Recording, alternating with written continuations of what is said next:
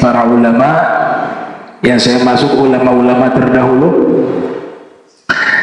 semuanya sepakat, tidak ada khilaf, bahwa jika ingin memilih pemimpin, yang pertama dilihat ketakwaannya kepada Allah. Itu yang disepakati. Kemudian rinciannya sudah dijelaskan oleh Imam Al-Mawardi di dalam kitab Al-Ahkam As-Sultaniyah. Kalau masih bimbang, sholat istikharah itu solusi. Sholat istikharah itu petunjuk dari pilihan yang kita bingung yang mana nih. Gunakan sholat istikharah, insya Allah dapat jawaban yang benar. Nah, sekarang terkait masalah menyogok, saya tidak berbicara secara khusus, umum ya, secara hukum Islam. Bagaimana sih hukum menyogok dan apa itu artinya menyogok, ar-rishwah itu? Kita harus bedakan dulu antara menyogok, memberikan hadiah, dan memberikan harta. Kalau hadiah, kita ketahui ya, para ulama menjelaskan perbedaan antara hadiah, memberi hadiah dengan menyogok. Kalau memberikan hadiah, ini ada di kitab Ar-Ruh Ibnul Qayyim ya, sekalipun kitabnya membahas tentang masalah alam kubur, masalah hari kiamat dan seterusnya, tapi di situ ada satu bab yang menerangkan al-farqu baina syai'ain, perbedaan di antara dua masalah. Di situ perbedaan antara menyogok dan memberikan hadiah diterangkan oleh Ibnul Qayyim di dalam kitab Ar-Ruh yang lahir 691 Hijriah, wafat 751 Hijriah. Juga ada kitab yang menerangkan perbedaan-perbedaan tersebut secara khusus, karya Imam Al-Askari berjudul Al-Furuq Al-Lughawiyah. Di situ diterangkan kalau memberikan hadiah, ini kan beda tipis dengan memberikan sogokan. Hadiah itu tujuannya li jalbil mahabbah, untuk menarik cinta. Jadi dia memberi itu motivasinya tidak ada kepentingan apa-apa, hanya memberi tujuannya apa? Untuk menarik rasa cinta. Dia senang kepada orang tersebut, dia berikan hadiah. Tidak ada motivasi lain kecuali hanya masalah apa? Rasa cinta. Itu namanya hadiah. Wa dalam riwayat al-hadiyah, hadiyatullah ilal mu'mini asailu ala babihi. Hadiahnya Allah kepada orang beriman adalah orang yang datang meminta bantuan kepadanya di depan pintu rumahnya. Orang yang meminta itu fi riwayah adalah hadiah. Kenapa disebut hadiah? Karena Allah berikan peluang kita mendapatkan pahala besar membantu orang yang sedang meminta. Itu hadiah. Kalau riswah, sogokan, di situ dia memberikan sesuatu li jalbi maslahah, li nafsihi au li hisbihi au li kaumihi au manfaat li nafsihi au li kaumihi au li hisbihi. Ini bedanya dengan hadiah. Kalau sogokan dia memberikan sesuatu dengan tujuan ada kepentingan di balik itu, bukan karena cinta, tapi ada kepentingan, ada tujuan tertentu ya, untuk dirinya maupun untuk kaumnya atau untuk partainya kalau bahasa kontemporer. Jadi bukan karena mahabbah, bukan karena dasar cinta, tapi kepentingan pribadi. Dan kepentingan ini kita belum tahu baik atau tidak. Kalau kita tahu kepentingan ini nanti membawa kepada kepentingan yang di dalamnya tidak ada kebaikan, justru adanya keburukan, maka tentu itu dilarang. Dan secara umum sogokan itu dilarang secara umum, ya. Itu namanya riswah. Ada istilah di dalam Al-Quran namanya bazlul mal, memberikan sesuatu kepada orang lain dengan tujuan bukan untuk pribadi, bukan untuk mendapatkan cinta orang tersebut, tapi level yang lebih tinggi lagi. Dia memberikan sesuatu kepada orang lain untuk menarik orang berbuat baik, untuk mengajak orang mengenal Allah, untuk mengajak orang mengenal agama Islam. Ini bukan sogokan, ini namanya bazlul mal, dan itu kemuliaan. Jadi misalnya ada satu kegiatan, satu majelis ta'lim, cara dia mengajak mereka masuk ke majelisnya, dia berikan sarung, diberikan uang. Ini saya kasih uang ya 100.000, saya kasih sarung. Untuk apa? Ada waktu hadir di majelis. Ini bukan sogokan, ini mulia, karena dia mengajak bukan untuk pribadi dia, gak ada kepentingan pribadi. Dia ngajak orang untuk kepada Allah dan Rasul. Itu disebut bazlul mal.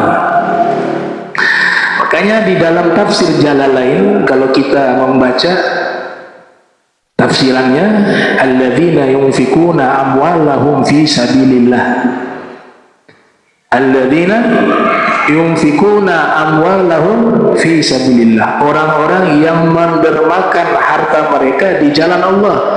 Itu bukan sogokan, itu bukan hadiah, tapi dia level lebih tinggi, namanya bazlul mal. Sebab itu Imam Suyuti menafsirkan alladzina yabzuluna amwalahum fi ta'atillahi wa mardatihi. Apa itu bazlul mal? Mereka memberikan harta kepada orang lain dengan tujuan mengajak orang lain taat kepada Allah dan meraih ridhonya Allah Subhanahu wa taala. Ini beda tuh. Hadiah beda, menyogok beda, bazlul mal juga berbeda. Saya membaca hadis. Di hadis itu kan Nabi mengatakan dalam beberapa riwayat, la'anallah ar-rashi wal murtashi war-ra'ishi alladhi yamshi bainan nas. Ini hadis riwayat Imam Ahmad yang lahir 164 Hijriah, wafat 241 Hijriah, di dalam Musnad. Nabi mengatakan Allah melaknat orang yang menyogok dan orang yang menerima sogokan dan orang yang menjadi perantara yang mengantarkan uang kepada orang yang disogok. Jadi 3 orang ini kena nih, yang menyogok, yang disogok, dan yang membawa sogokan.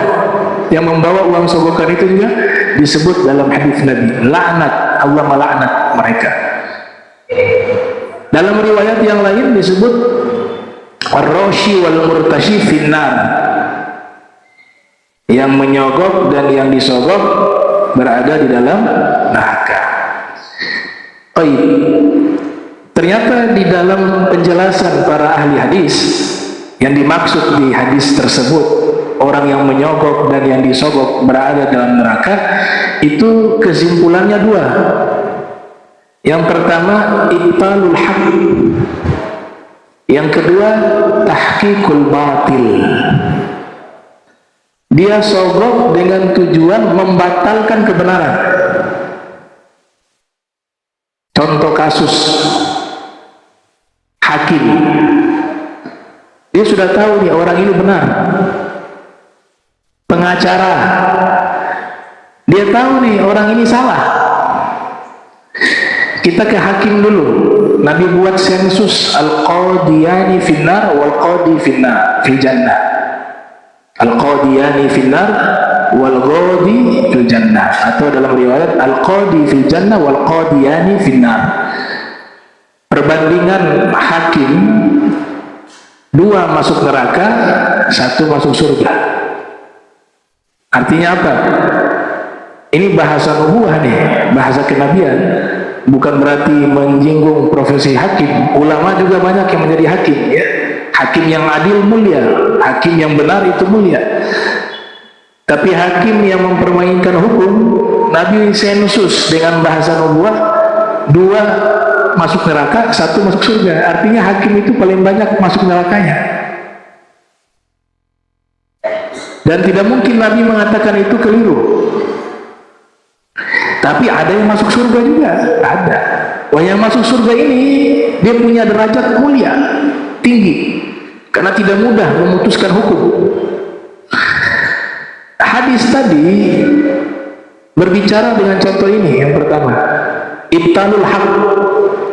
Dia sudah tahu orang ini benar, tapi dibayar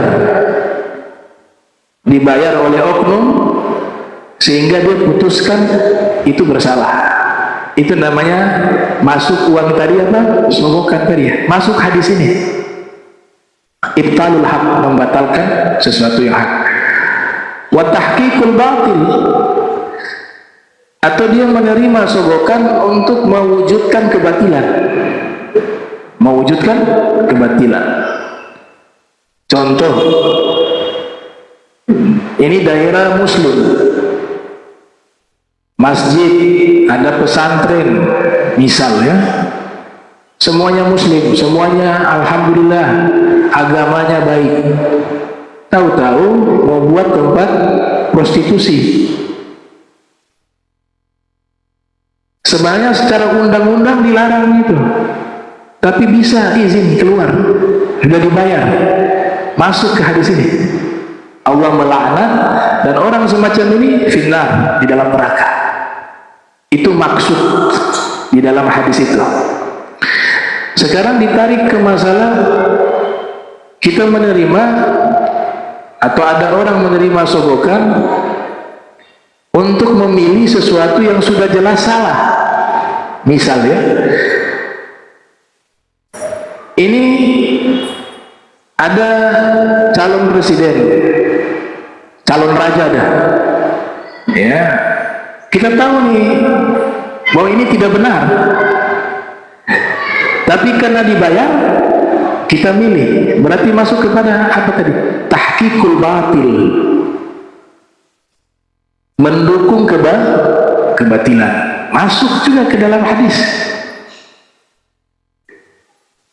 Atau kita tahu nih, ini calon yang ini baik, calon ini bertakwa kepada Allah, tapi karena dibayar, jangan milih dia ya. Berarti ibtalul haq, membatalkan kebenaran. Sudah tahu ini benar, kita batalkan karena sebab dibayar. Itu namanya menyogok. Ada yang bertanya, Ustaz, bagaimana kalau kasih hadiah ke guru sebelum terima rapot? Ya, masuk di mana tuh? Riswah, nyogok. Pasti itu dikasih karena sangkut paut apa? Ini mau isi nilai nanti nih. Secara kejiwaan pengaruh. Secara kejiwaan, itu ilmu psikologi itu. Pas baca anaknya yang ngasih hadiah 10 juta. Waduh, dia kasih 10 juta. Di bawah alam sadar itu pengaruh secara jiwa. Sudah yang tadinya nilainya sebenarnya sesuai dengan yang ada dari nilainya itu 60, karena sebab teringat 10 juta masuk kantong hadiah, akadnya kan hadiah. Akhirnya sudah sesuai jumlahnya 10, 100, 10 gitu ya 100. Walaupun niatnya hadiah. Dan saya rasa di undang-undang Indonesia kan ada istilah itu, apa? Gratifikasi atau apa itu ya. Ya itu dalam Islam masuk ke situ memang. Kalau hadiah bagaimana? Sudah selesai terima rapot, sudah kasih nilai, baru kamu datang kasih. Iya kan? Baru kasih, itu hadiah karena gak ada kepentingan, gak ada maslahat li nafsihi au li gaumihi au li hizbihi. Itu perbedaan hadiah, menyogok, dan badlul mal. Badlul mal ini luar biasa. Dulu ulama-ulama terdahulu, Imam Sufyan Ats-Tsauri itu mau dilantik jadi hakim. Beliau menolak menerima jabatan itu, tapi dipaksa. Akhirnya beliau hijrah dari Irak, hijrah ke Yaman. Lari karena menghindari jabatan. Di zaman itu tidak aneh, karena ulama-ulamanya benar-benar mukhlisun, kemudian waro, takut terhadap hukum Allah. Tapi kalau dibawa di zaman kita itu aneh. Kasih jabatan lari. Di zaman kita terbalik. Semuanya pengen mengejar jabatan. Ada yang berbicara, kami ingin menjadi pemimpin sebagaimana pemimpin-pemimpin Islam di zaman dulu. Seperti Khalifah Umar ibn Abdul Aziz. Ada yang begitu, bicara ke saya begitu. Saya bilang berat, susah. Kenapa? Karena kalau mau ikut misalnya Khalifah Umar ibn Abdul Aziz, ketika sebelum menjabat, beliau itu punya usaha juga. Selain sebelum jadi khalifah, jadi gubernur di kota Madinah Al-Munawwarah. Punya usaha. Uang beliau itu yang banyak itu dari hasil usaha. Ketika dilantik menjadi khalifah, memimpin hanya 2 tahun, jatuh miskin.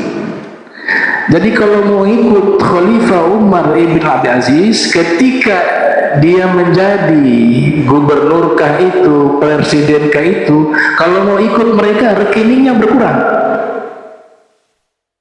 Rekeningnya berkurang. Kalau ada pemimpin model begini, itu berarti ngikut ulama-ulama, pemimpin-pemimpin terdahulu. Ketika memimpin justru jatuh miskin. Kenapa? Karena hartanya diberikan kepada rakyat untuk maslahat. Kalau sekarang rekeningnya bertambah, bukan berkurang. Jadi gak bisa ngikut pemimpin terdahulu. Insya Allah tetap akan ada. Allah kirimkan pemimpin-pemimpin yang adil. Nah sekarang bagaimana cara agar Allah kirimkan kepada kita pemimpin yang adil?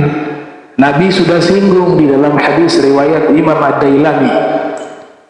Kita ini yang harus perbaiki diri juga. Kalau masyarakat semuanya ini baik, jujur, anti sogokan, semuanya jujur, semuanya baik, maka Allah kirimkan pemimpin dengan karakter yang sama. Kalau kita lihat banyak yang korupsi, ya karena masyarakat juga banyak yang tidak jujur. Itu bukan bahasa saya, bahasanya Nabi. Nabi mengatakan, kama takunu yuwalli alaikum. Sebagaimana keadaan kalian, maka begitu juga keadaan pemimpin kalian. Sebagaimana kualitas kalian, maka begitu juga kualitas pemimpin kalian.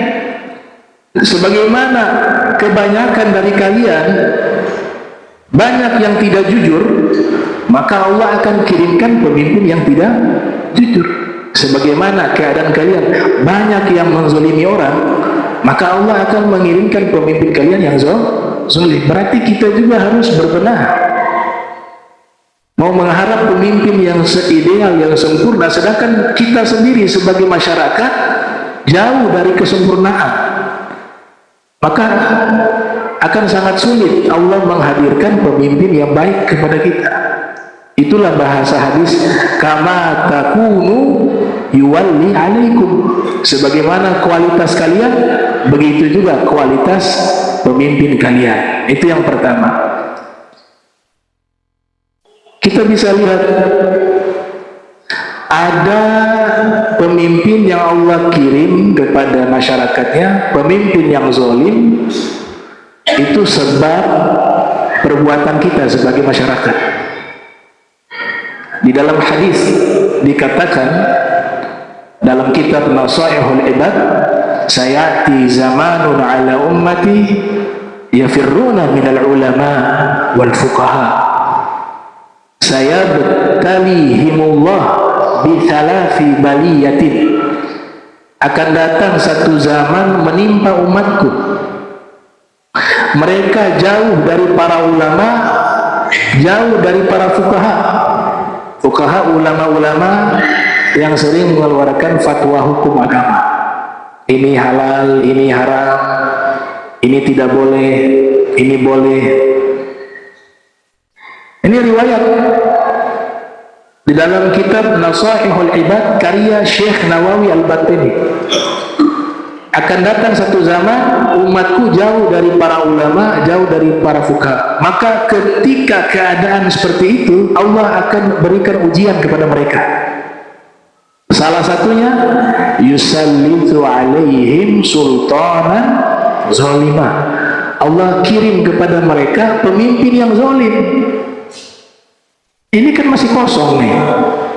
Majelis yang hadir masih sedikit, gak banyak. Kalau mau pemimpin adil, setiap ada majelis di masjid penuh, itu ternate akan Allah kirim pemimpin yang adil. Satu Indonesia di sensus, semuanya masjid penuh dengan kebaikan, orang dekat dengan ulama, senang mendengar ilmu agama, senang mendengar nasihat. Se-Indonesia di sensus mayoritas masjid penuh, walaupun tidak semua ya, kebanyakan penuh. Kebanyakan umat Islam ini mayoritas di dunia, terbesar di Indonesia. Tapi kalau dihitung-hitung masih sedikit yang senang majelis semacam ini. Kalau dia penuh semua cinta dengan ilmu agama, cinta dengan ilmunya Rasul, dia taat, dia dekati ulama, dia belajar kepada para ulama, Allah yang nyatakan, sebagaimana mereka jauh, saya kirimkan pemimpin yang zalim. Maka ketika mereka dekat dengan para ulama, mereka ahli taat, mereka ahli taqwa, ahli ilmu, senang kepada ilmu, maka Allah yang akan mengirim pemimpin yang adil. Nah itu. Jadi ada dua sisi kita harus lihat. Di situ dikatakan yusallitu alaihim sultana zalimah. Kemudian ada jaminan di dalam Al-Quran,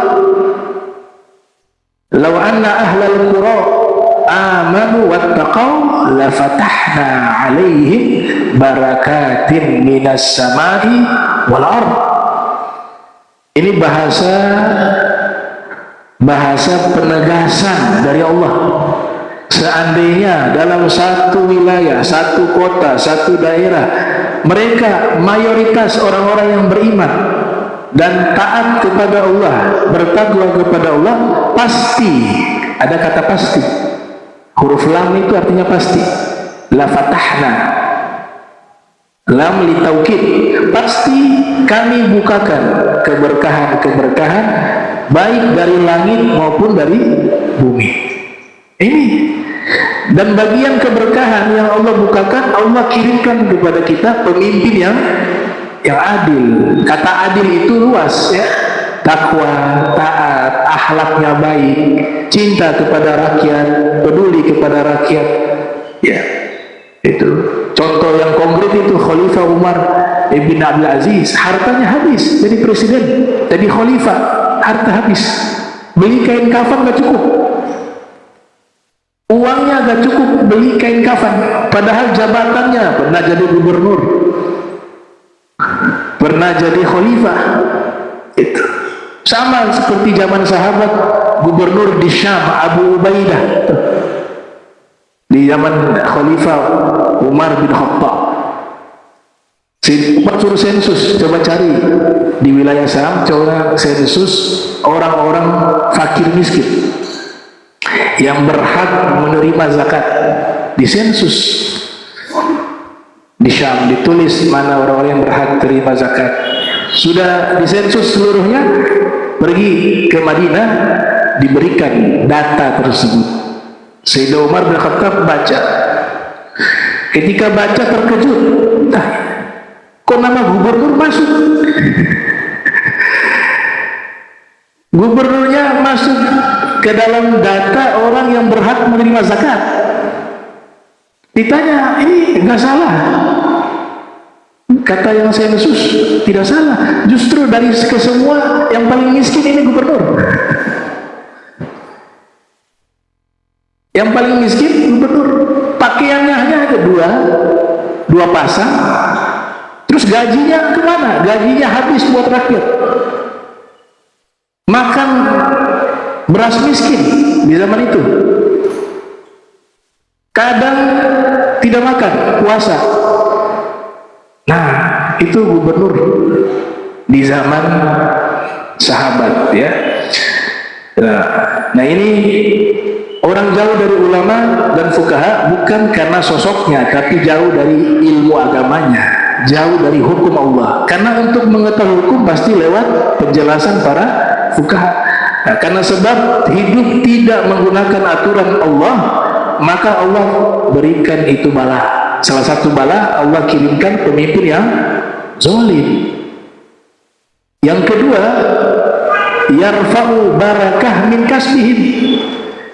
Usaha mereka itu Allah cabut keberkahan. Uangnya banyak, triliunan, tapi kaki melangkahkan ke masjid berat sekali.